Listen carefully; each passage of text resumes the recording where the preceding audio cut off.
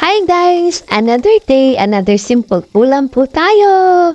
Una muna akong nagisa ng bawang. Muntik nang masunog yan. Tapos, sinunod ko naman yung sibuyas. At pag lumabas na yung aroma, inilagay ko na yung atay ng manok. Nga pala, pinakuluan ko na yan bago ko pa igisa. Ayan, halo lang ako ng halo dyan. Hanggang sa mahilo na sa akin yung mga atay.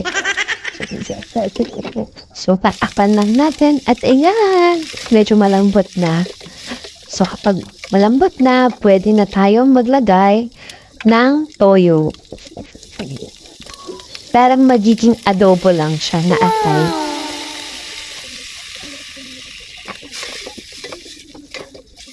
At pagkatapos ay halu-haluin natin hanggang sa manuot yung toyo doon sa mismong atay. Naglagay na rin ako ng mga pampalasa tulad ng paminta at magic.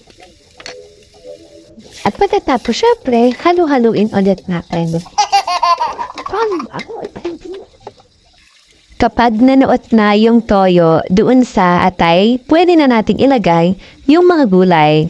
Ito nga palang gulay ay yung mga nabibili sa palengke na nagayat na. So, lilinisan lang natin, tatanggalin natin yung mga matitikas na parte at pwede na natin itong ilagay. At para mas creamy naman, nilagyan ko ito ng cream of mushroom. Ngayon na ako naglagay ng ganito kasi feeling ko mas masarap kapag merong cream of mushroom. Halu-haluin lang ulit natin siya at pagkatapos takpan natin. Makailang minuto lang pag kumulo na ulit.